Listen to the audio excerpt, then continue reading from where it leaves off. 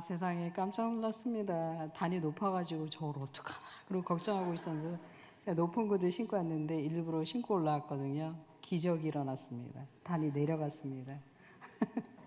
이런 기적을 베풀어 주셔서 고맙습니다.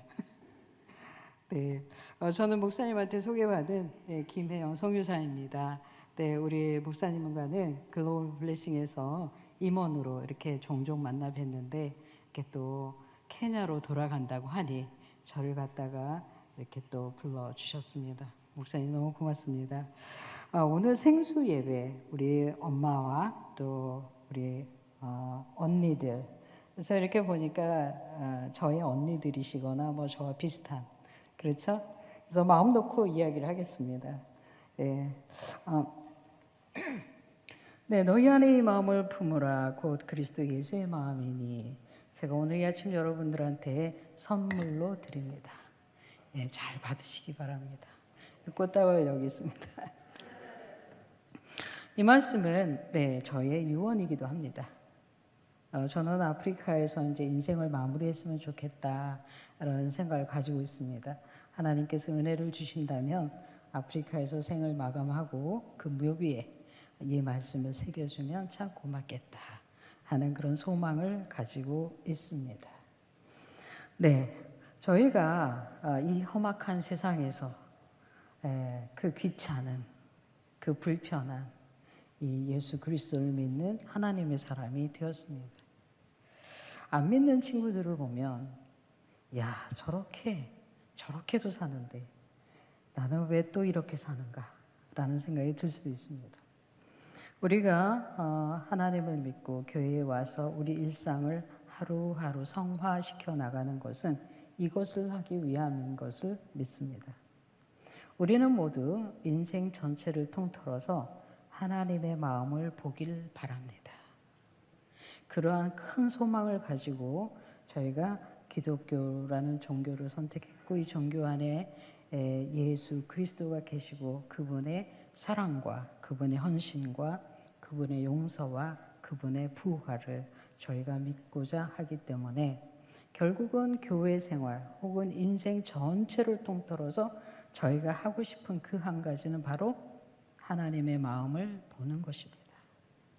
그런데 육체적으로 어떻게 하나님을 볼 수 있습니까? 예, 맞습니다. 우리는 영의 눈으로, 우리 속에 있는 하나님이 우리에게 보여주신 영의 눈으로 우리는 하나님의 영을 볼 수가 있는 것입니다. 오늘 강사로 온 저는 인생의 절반 정도를 겨우 살았는데 정말 감사하게도 육체의 눈을 벗어나서 하나님의 영이 제 안에 계셔서 그 하나님의 영을, 하나님의 마음을 조금이나마 보면서 살아올 수가 있었습니다. 오늘 그 얘기를 들려드리겠습니다. 본문 말씀입니다. 너희 안에 이 마음을 품으라. 우리 성도님들 마음에 누가 품어져 있습니까? 자식입니까? 배우자입니까? 아직 성취하지 못한 어떤 꿈입니까? 네, 여러분은 인생 살아가시는 동안 그 모든 일들이 허망하다, 별거 아니네 라고 이제 어느 정도 깨달으시는 연세가 되셨습니다. 그렇죠? 살아보니 다 지나가고 말았잖아요. 남은 것은 오늘 이 하루밖에 없는 거예요. 오늘 이 하루에 예수 그리스도의 마음을 품으시길 바랍니다. 네, 예수 그리스도의 마음을 품으려면 한 3단계가 필요하다는 것을 저는 알게 됐습니다. 첫째는 잠잠히 기다리는 시기가 있어야 한다는 것입니다. 예레미야가 3장 26절에는 이렇게 되어 있습니다. 사람이 여호와의 구원을 바라고 잠잠히 기다림이 좋도다. 하나님의 마음입니다. 하나님의 마음이 저와 여러분에게, 인생에게 이렇게 말씀하십니다. 나의 구원을 보고 싶은가? 잠잠히 기다리라. 인생을 살아가는 그 동안에, 인생이라는 게 좋은 게 있는 것만 아닌 거 알잖아요. 그 험악한 인생의 여정, 인생의 길을 가는 동안 잠잠히 하나님의 구원을 바라라. 자, 한번 돌아보시기 바랍니다. 여러분의 인생 살아오시는 동안 얼만큼 하나님의 구원을 바라면서 잠잠히 기다리셨는가? 그 잠잠히 기다리는 시간이 어떤 사람은 며칠, 어떤 사람은 몇 달, 어떤 사람은 몇십 년이기 되기도 합니다. 아마 하나님을 만나지 못한 사람의 인생은 그 인생 전체가 어쩌면 잠잠한 시간일지도 모르겠습니다. 오늘 여러분 앞에 서 있는 저는 여기만 봐서는 꽤 있어 보이지 않습니까? 경력도 꽤 있어 보입니다. 저는 10대 시절에 기능올림픽 대회에서 전국대회 세계대회에서 금메달을 3개나 받은 사람입니다. 올림픽에 비하면 또 그렇지만 그래도 기술을 가진 사람에게는 굉장히 중요한 경력입니다. 10대 때 성공했다 알아주시기 바랍니다. 그리고 대략 제 인생에서 20년 동안 아프리카에서 무보수 자원봉사로 선교 활동을 한 사람입니다. 저는 한국에서 국민학교만 졸업한 사람입니다. 그 이후에는 교육을 받을 수 없었습니다. 그런데 저는 미국에 가서 그 명문 콜롬비아 대학원에서 사회복지 석사를 마친 사람입니다. 목사님이 소개해 주셨지만 지난달에 선교학 박사도 받았습니다. 가방끈이 제 키보다 더 깁니다. 저는 2012년에 딱 10년 전에 국민훈장 목련장을 받았습니다. 저는 10대 때에 철탑 산업훈장을 받았고 40대에 훈장을 받은 흔치 않은 강사를 여러분이 모시고 있다.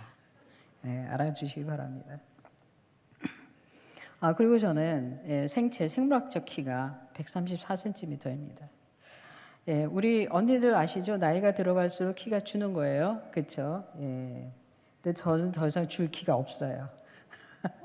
오늘 제가 존경하는 선생님이 같이 왔는데 제가 10대 때 선생님 20대 때 만났거든요. 선생님께서 이제 저하고 눈높이가 비슷해졌어요. 이따가 다시 소개해 드리겠습니다.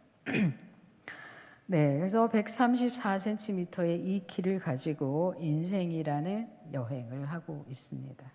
사실 이 키는 사람 대접받기가 쉽지 않습니다.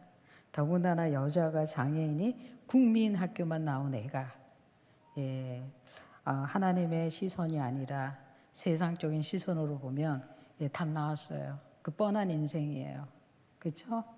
자신을 원망하면서 울며 불며 고통과 그 끊이지 않는 아픔 속에서 인생을 지나가야 되는 거예요. 돌아왔습니다. 이렇게 여러분 굉장한 경력입니다. 알아주세요. 이러한 경력을 가진 저이지만 제 인생에서 그렇다면 내가 하나님의 그 구원을 바라기 위해서 잠잠히 기다리던 때가 언제였을까 하고 돌아봤습니다. 여러분의 인생도 한번 돌아보시기 바랍니다. 저의 이야기를 들으면서. 이렇게 경력만 살펴보면 대단한 집안에 대단한 딸이군가 보다. 저 장애가 있지만 저렇게 성공한 걸 보니 돈이 많은가 보다 라고 생각하시는 분도 있더라고요. 아니 그런데 저의 현재 경력들은 제가 가만히 보니까 포장지입니다. 포장지. 포장지는 벗겨내면 그만인 거예요. 그렇죠? 그렇다면 김혜영이라는 사람의 그 포장지를 벗겨내고 난 그 속에 있는 게 뭔가 봤더니 이거였습니다. 제가 하나님을 잠잠히 기다려야 했을 그때. 저는 건강한 여자아이로 태어났습니다. 첫 딸로. 근데 그게 기분이 나쁘다고 태어난 지 3일 만에 저희 아버지가 저를 집어 던졌습니다. 그래서 이렇게 떨어지면서 척추가 잘못 자리 잡게 되면서 척추 장애인이 된 사람입니다. 제 잘못인가요? 불행한 친구를 계속 데리고 오는가 봅니다. 제가 7살 때 저희 어머니가 머리를 다치고 우울증, 정신 이상이 왔습니다. 제가 첫째 딸로 태어났는데 제 밑으로 동생이 4명이 더 태어났습니다. 오남매 맞이. 불행한 친구가 제가 초등학교 졸업하던 해에 일어났습니다. 저희 아버지께서 야, 세상 살기 힘들다. 그래서 이 세상을 스스로 결심해서 돌아가셨습니다. 아버지가 돌아가시고 나니까 어머니의 분노, 화가 저한테 다 쏟아졌습니다. 이놈의 기집애, 너가 아버지를 죽게 했잖아. 네가 나를 아프게 했잖아. 네가 이 집안이 이렇게 불행하게 했잖아. 이놈의 기집애 나가 죽어버려. 그래서 저는 가출을 하게 됩니다. 어머니가 쫓아내서. 그리고 한 1년 정도 가사 도우미 일을 하다가 안 되겠다. 그래서 기술을 배우러 제가 스스로 결정해서 직업학교에 들어갔고 그 직업학교에서 편물 기술을 배우게 됐습니다. 그래서 저는 10대 시절 전체는 공장에서 기술을 배우면서 보내게 됩니다. 제가 생각하면 이 시기 적어도 출생해서 10대 그 15, 16살 때까지가 잠잠히 기다리던 때이지 않았을까. 세상 사람들이 보면 비기독교인이 보면 불행한 때. 아마 여러분들 중에는 저보다 더 깊은 불행을 가지고 있는 분도 있을 수 있습니다. 아마 저희가 서로 카드를 열어보면 저 사람 고통 적지 않았겠구나 아마 아실 수 있을 겁니다. 저는 척추 장애가 있으니까 통증이 있어서 몸이 늘 아픈 상태.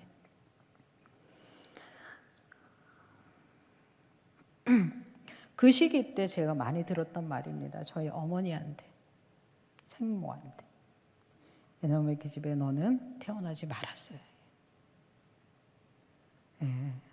저희 어머니가 저한테 그랬어요. 너는 잘못 태어났어. 그리고 아버지까지 돌아가시고 나니 집안이 얼마나 어렵겠습니까? 어머니가 5남매를 키워야 되잖아요. 정신이 오락가락 하시는 저희 엄마가. 그러니 그 모든 불행은 제가 나가서 죽어버리면 당신의 불행이 끝난다고 믿게 된 거죠. 나가서 죽어버려. 저는 이 말을 어렸을 때부터 집 나올 때까지 계속 들었어요. 이런 말을 듣고 자란 아이는 지금처럼 선교사가 될 수 없어요. 그 인생이, 그 인성이, 그 심성이 다 꼬여가지고 구부러져가지고 펴도 펴지지가 않는 거예요.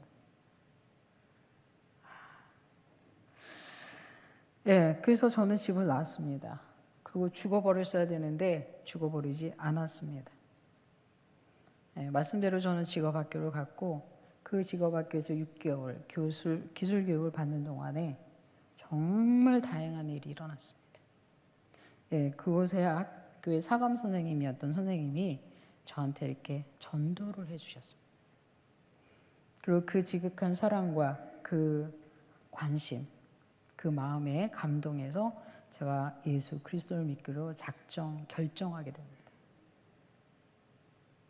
그 선생님이 여기 같이 와 있습니다. 40년 전에 만난 사감 선생님. 저희 선생님한테 박수 한번 해주세요.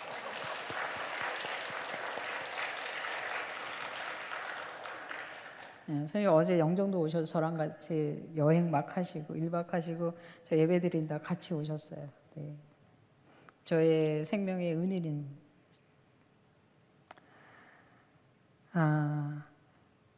그래서 여러분들 고통, 인생의 어려움을 해석하는 방식이 있습니다. 그런데 오늘 제가 말씀드립니다. 내 인생에 일어난 험악한 일, 내가 감당할 수 없는 일, 내가 원해서 오지도 않은 이 불행한 일들은 하나님이 나로 하여금 잠잠히 기다리라고 하시는구나. 믿으시기 바랍니다. 하나님의 구원은 잠잠히 기다리는 것이 좋도다 하신 하나님의 말씀을 이 시간 믿으시기 바랍니다. 아마 각 가정마다 풀 수 없는, 해결할 수 없는 어려움과 고통과 문제들이 여러분 다 있을 거라고 믿습니다. 여러분 얼굴 표정이 오케이 그런 표정으로 앉아있지 마십시오. 네, 각 가정마다 읽어볼 수 없는, 해석할 수 없는 경전을 가지고 있다라는 중국 속담이 있습니다. 그래서 그러한 문제들을 하나님께서 하나님의 마음을 우리가 볼 수 있도록 우리가 잠잠히 기다려서 하나님의 구원을 볼 수 있도록 하시는 하나님의 축복인 줄 믿습니다. 저는 지금 말씀드린 그 어린 시절의 험악한 경험들이 저에게는 다이아몬드와 같습니다. 반짝반짝 살아서 저한테 교훈을 주고 있습니다. 너 이런 사람이었어. 너 이런 아이였어. 하나님이 너를 구원해 줬잖아. 예, 그리스도의 마음을 품으려면 그렇습니다. 시편 51편 11절에 이렇게 되어 있습니다. 주의 구원의 즐거움을 내게 회복시켜 주시고, 그 다음 줄입니다. 자원하는 심령을 주사 나를 붙드소서. 아멘. 예, 잠잠히 기다려서 하나님의 구원을 보게 되면 그 다음에 오는 단계입니다. 하나님께서는 삶의 즐거움을 우리가 느낄 수 있도록 우리 안에 있는 엄청난 상처들을 회복시켜 주시는 겁니다.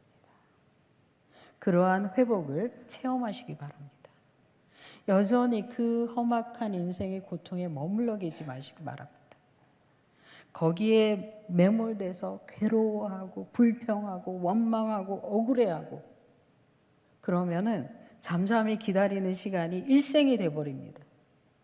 저는 천만다행입니다. 14년 만에 끝났습니다. 15살에 제가 예수님을 영접했으니까 그때 끝나버렸습니다.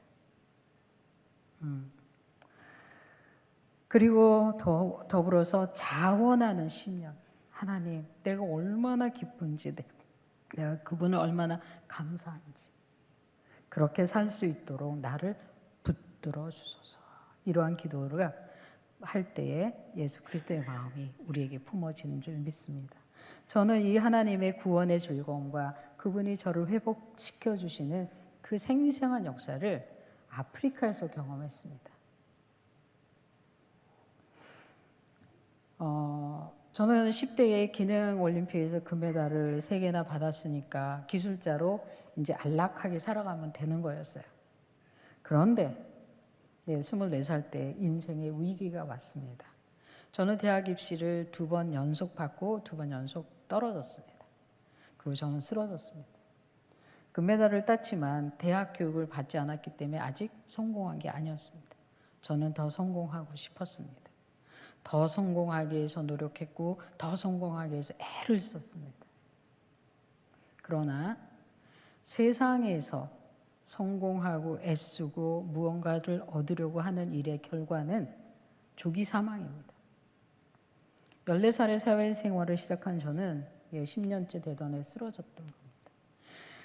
기능 올림픽에서 어디선가 이렇게 금메달을 따고 성공을 한다는 것은 경쟁의 트랙에서 계속 이렇게 나 자신을 깎아내는 과정이 있는 겁니다.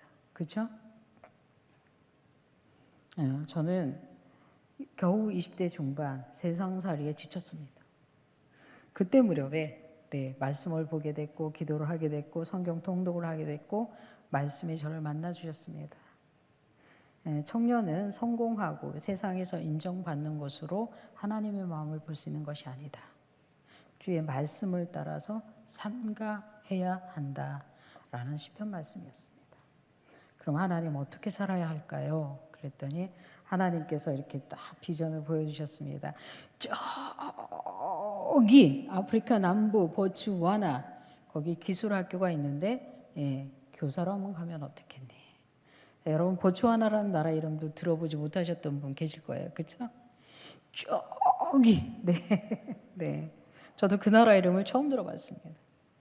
어쨌든 경쟁을 계속해야 되는 한국에서의 그 삶을 탁 접고 오케이 아프리카 가서 한 1년 자원봉사하고 오면 되겠지라는 단순한 마음으로 그 듣도 보도 못한 아프리카라는 곳으로 보츠와나라는 나라로 갔습니다.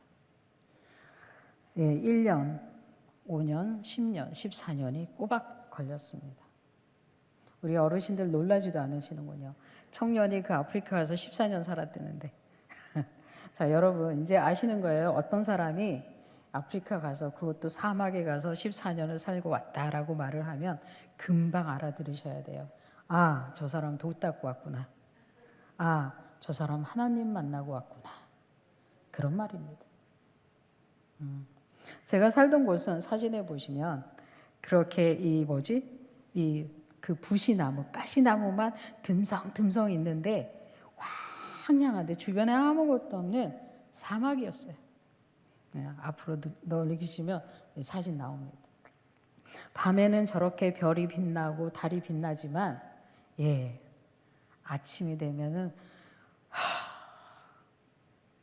황량한 사막 땅, 그곳에서 14년을 보내면서 하나님의 마음을 볼 수 있게 되었습니다. 그리고 하나님이 그 환경은 사막이었지만 제 마음을 깊숙한 그 큰 상처, 도저히 그 덜어낼 수 없는 그 험악한 말들로 점철됐던 그 어린 그 청년의 제 마음의 깊은 상처들을 회복시켜 주셨어요. 그리고 자원하는 기쁨을 주셨고 자원하는 심정을 주셨고, 하나님이 저를 그 사막에서 죽지 않고 깨지지 않고 부서지지 않고 하나님의 사람으로 우뚝 설 수 있도록 만들어 주셨어요. 오늘 그 얘기입니다. 자, 14년 동안 살았습니다. 직업학교에서 기술도 가르치고 학교도 운영하고 4년은 교사로 또 10년은 교장으로 일을 했습니다. 저는 한국에서 중고등학교 대학 교육을 받지 않았습니다. 초등학교 전부였습니다. 검정고시로 1년 만에 다 마치긴 했지만 교육적 배경이 일천한 사람이었습니다. 그런데 그 나라에서 학교를 운영하는 직업학교 교장 일을 했습니다. 여러분 가짜인 줄 아시는군요. 네, 진짜예요. 네. 세 마디가 저를 살렸습니다. 사진에 보신 우리 보츠와나 청소년들이 저한테 이렇게 말해줬습니다. 왜나 오몬데 또다. 여러분이 이 나라 말을 알아들을지 못하는 것은 당연합니다. 용서해드립니다. 번역하면 You're so beautiful. 이 정도는 알아들으시죠? 네. 아우, 혜영 씨 너무 이뻐요. 너무 귀여워요. 난리가 아니에요. 믿어주세요. 30년 전 얘기예요. 네. 이 청소년들이 저한테 와서 만져보고 쓰다듬으면서 예쁘다고 했지만 그 아이들의 눈에도 제가 다 보였을 거 아니에요. 그렇죠? 그 아이들이 저한테 예쁘다고 했던 말은 이런 말이었어요. 다시 길게 번역하면 야, 혜영 씨, 너 키가 작은 거, 너 구부러진 거, 너 이렇게 쩔룩이면서 걷는 거 다 보여. 너 우리보다 조그맣잖아. 다 보여. 그런데 그 키로 여기까지 와서 우리를 가르쳐주고 우리와 친구해줘서 고마워. 라는 말이었어요. 우와. 근데 아이들이 매일 이 말을 해요. 한 달, 1년, 2년 계속 해줘요. 한국 안 오는 거예요. 안 와요. 그 말이 저를 계속 살게 했어요. 한국에서도 들어보지 못한 그 고귀한 말을 아프리카 청소년들이 저한테 해줬어요. 제가 저 자신에 대해서 갖는 그 여성됨, 인간됨, 사람됨의 그 자부심을 아프리카에서 회복할 수 있었어요. 한국에서는 저를 갖다가 그냥 장애인으로 대접했어요. 그렇지 않았어요. 이 친구들은 저를 여성으로, 인간으로, 사람으로 대접해줬어요. 너무나도 고마운 말이에요. 네. 자, 이제 50대가 넘은 저의 자부심, 김태희 씨 앞에도 꿀리지 않는다.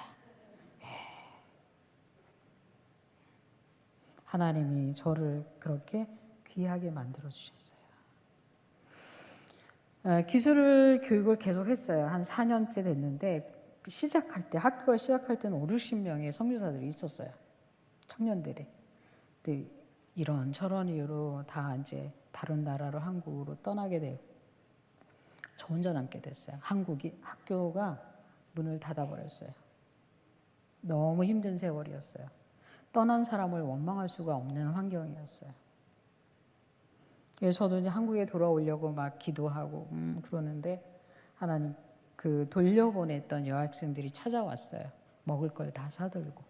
그러면서 하는 말이 우리가 들었어. 너가 남아있다는 소리 들었어. 우리한테 기술 좀 가르쳐줘. 제가 그랬어요. 아니야. 나 한국 가야 돼. 나 여기 아무것도 할 수 없고 나도 빨리 가야 돼 그랬더니 아이들이 괜찮아 너만 있으면 돼. 그 말이 저를 구원했어요. 그 아이들은 그렇게 생각할 수도 있어요. 그래? 걔들은 혼자 남았대. 아이 그녀한테 뭐 우리가 뭘 기대하겠어. 그럴 수도 있어요. 그렇죠? 그런데 그 아이들이 2-3달 동안 들은 거예요. 그녀가 남아있대. 오케이 가자 정하자. 선생이 되어달라 하자. 너무 고마웠어요. 한국에서는 일어날 수 없는 일이에요. 그 아이들이 저를 너만 있으면 돼. 여러분 그 먼 땅까지 가서 그 나라 사람들이 당신만 있으면 돼요 라고 말할 때는 그 땅을 떠나올 수가 없게 되는 거예요. 자, 그 음성을 오늘 이 시간 들으시기 바랍니다. 하나님께서는 제가 필요해. 쟤만 있으면 돼. 저 사람만 있으면 돼. 그러시는 분이 아니에요. 하나님은 나만 있으면 돼. 나만 있으면 돼. 우리 성도 한 사람 한 사람 하나님이 지목하셔가지고 너만 있으면 돼. 그렇게 말씀하시는 하나님입니다.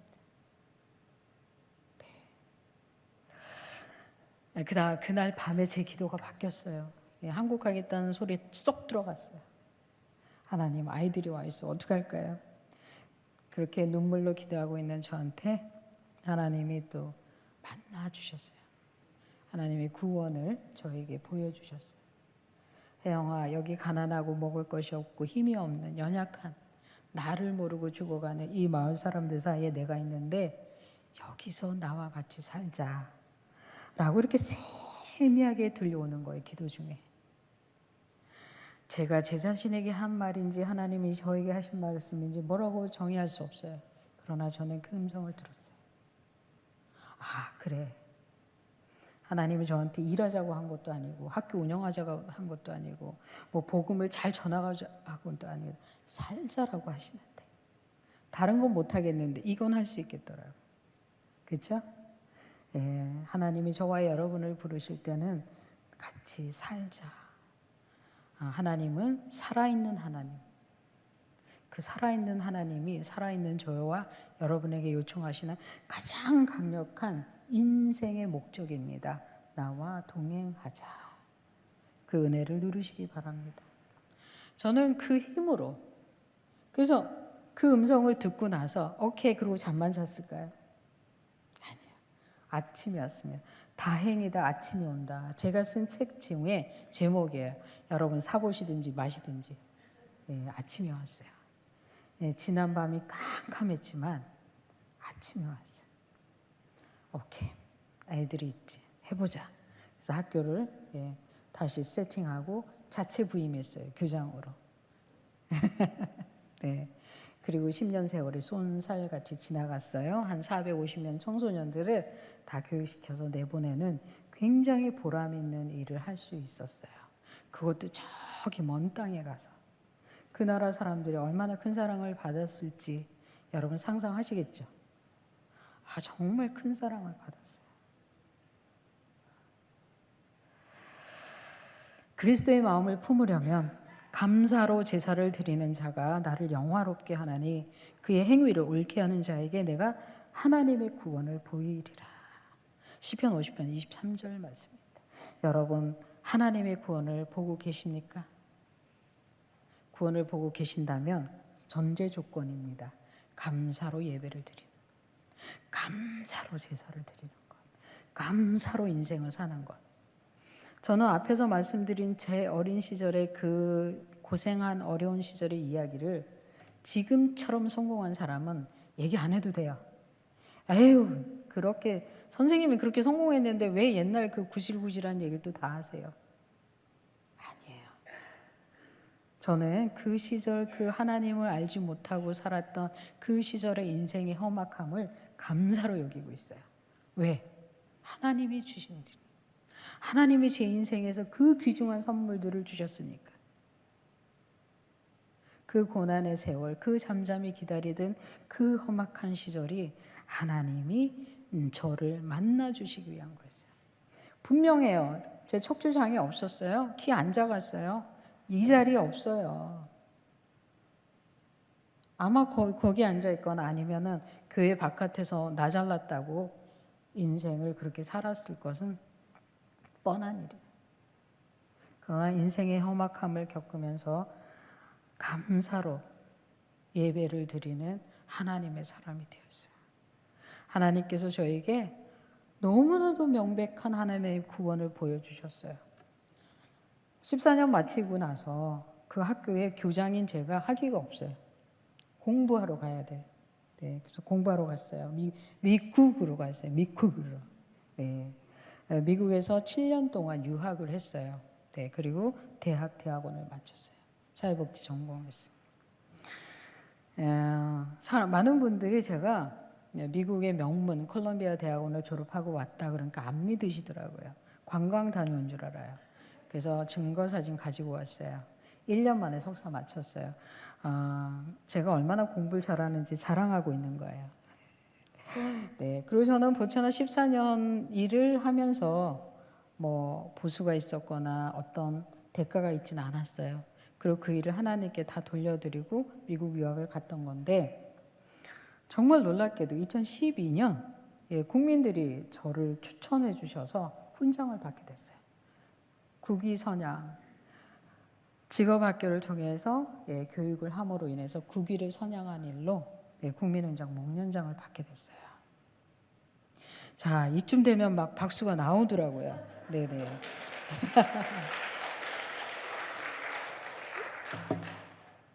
네. 저는 아프리카로 떠날 때 대학 입시 실패해서 갔던 청년이었어요. 도망가는 청년이었어요.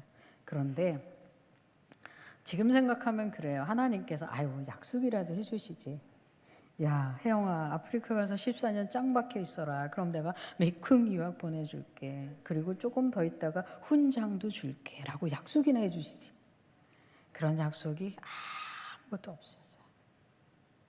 저는 그 보천하 14년 세월을 회복하고 감사로 예배를 드리고 하나님을 즐거워하고 그렇게 살은 거예요. 그랬더니 하나님께서 미국 유학 7년 딱 보내주시고 국민훈장 받게 해주셨어요. 하나님이 혜영이 너를 구원한 것을 내가 보이리라는 약속을 이루셨어요. 와, 훈장은 어디 가서 받나요? 청와대. 훈장을 받는 날 저희 어머니하고 같이 갔어요. 자, 저는 14살에 집 떠난 후에 저희 어머니하고 관계를 쌓을 시간이 없었어요. 그냥 하나님의 사람이 됐고 선교사가 됐으니까 어머니 인생의 험악함을 이렇게 정리했어요. 아팠잖아. 어머니도 아프셨잖아. 정신 이상이 와서 오락가락 하는 사람이 저에게 했던 일로 정리했어요. 그러나 어머니를 사랑하거나 어머니하고 어떻게 하고 이런 게 없었어요. 이게 한쪽이 비어있는 상태죠. 그렇죠? 그런 사람이 선교사 일을 한 거죠. 네, 하나님이 저를 완전히 회복시키시는 어떤 사건이었어요. 훈장을 받고 그날 점심을 코스 요리가 나왔어요. 저희 어머니도 얼마나 좋으셨겠어요. 그렇죠? 근데 이제 코스 요리 나오면 조금씩 주잖아요. 어머니가 안타까우셨어요. 그 조금씩의 절반을 덜어 저를 주시더라고요. 엄마 아니야 괜찮아 계속 나올 거야 엄마 거 먹어 나는 내 거 먹을게 그렇게 말을 하고 있는데 어머니가 이쪽 계시고 이쪽으로 초등학교 5학년 혜영이가 탁 지나갔어요. 초등학교 5학년 혜영이는 엄마한테 대들던 아이예요. 어떻게 대들었냐면 엄마 왜 나를 놔놓고 그래? 누가 놔달라 그랬어? 응? 나를 놔놓고 왜 이렇게 때리고 막 그래? 네, 제가 지금 순화한 거예요, 그렇죠? 네. 4학년 때까지는 주구장창 맞았어요. 예, 근데 5학년 때부터 이제 엄마한테 덤비는 거죠. 엄마가 때리려고 그러면 저쪽으로 도망가는 거예요. 그리고 엄마한테 막 대들어요. 누가 놔달라 그랬어? 응? 나는 엄마한테 놔달라고 그런 적이 없단 말이에요. 근데 왜 나를 놔놓고 근데 그 혜영이가 저한테 그러는 거예요. 환하게 웃으면서 혜영아 이제 됐지? 나 갈게. 바이바이. 그리고 훅 지나갔어요. 뭐지? 그리고 저희 어머니가 보는데 이렇게 싹 지나가는 그 초등학교 5학년 혜영이가 저에게 엄청난 말을 주고 갔어요. 엄마 나를 낳아줘서 고마워. 그때 제가 40대 후반이었는데 그때서야 엄마 인생이 보였어요. 42년생 무학에 큰딸은 장애, 남편 38에 잃고 과부 되시고. 엄마, 내가 사람으로 와서 고생은 많이 했지만 엄마는 나를 이 세상에 사람으로 오게 한 것만으로도 그 역할을 다 하신 거야. 너무 고마워. 그 험악한 인생 포기하지 않고 살아주시고 오늘 이 자리에 같이 와주셔서 너무 고마워. 그 말이 막 이렇게 파도같이 막 일어나는 거야. 근데 말로 뱉을 수가 없었어요. 존경하고 사랑합니다. 1년 후에 방송에서 할 수 있었어요. KBS가 기회를 주셔서. 네. 저 사진은 저와 저희 어머니가 생애 처음으로 같이 찍은 사진이에요. 그전에는 같이 찍은 사진이 한 분도 없었어요. 처음에 같이 찍었어요. 청와대 직원분이 서보라고. 둘이 섰는데 1m 떨어져서 섰어요. 첫 번째 사진이. 이렇게 보더니 왜 그러세요? 왜 남같이 서 계세요? 좀 붙으세요. 두 번째 찍은 사진이에요. 이게 저와 저희 어머니가 생애 두 번째 찍은 사진이 이게. 그래서 붙어서 찍은 거예요. 자, 저 사진 보시면 아시겠죠? 김혜영 씨 얼마나 얼굴에 뿜뿜합니까? 예, 자부심, 그렇죠? 네, 저희 어머니. 네. 아직 늦지 않았습니다, 여러분. 부모님한테 효도할 수 있는 방법이 뭔지 알았어요. 부모님 모시고 청와대 가는 거였어요. 저희 어머니가 임금님 만나고 막 궁궐 갔다 오시더니 제가 얼마나 성공하셨는지 아신 거예요. 그리고 그 50년 동안 마음에 깊이 가지고 있던 바위 하나를 청와대에 놓고 나오셨어요. 그 빈자리에다가 자부심을 채워갖고 오셨더라고요. 그래서 나 이제 너의 엄마야. 그전에는 그러지 못하셨어요. 저한테 그냥 미안해갖고 눈도 못 맞추셨어요. 예, 눈도 못 맞추시던 분이 이제는 어깨 뿜뿜. 네, 저는 공부 마치고 2012년부터 지금까지 케냐 선교사로 살고 있습니다. 예, 또 지난 3년 한국에 있으면서 선교학 박사 공부를 마쳤고요. 예, 다음 달에 4월 달에 케냐로 다시 돌아갑니다.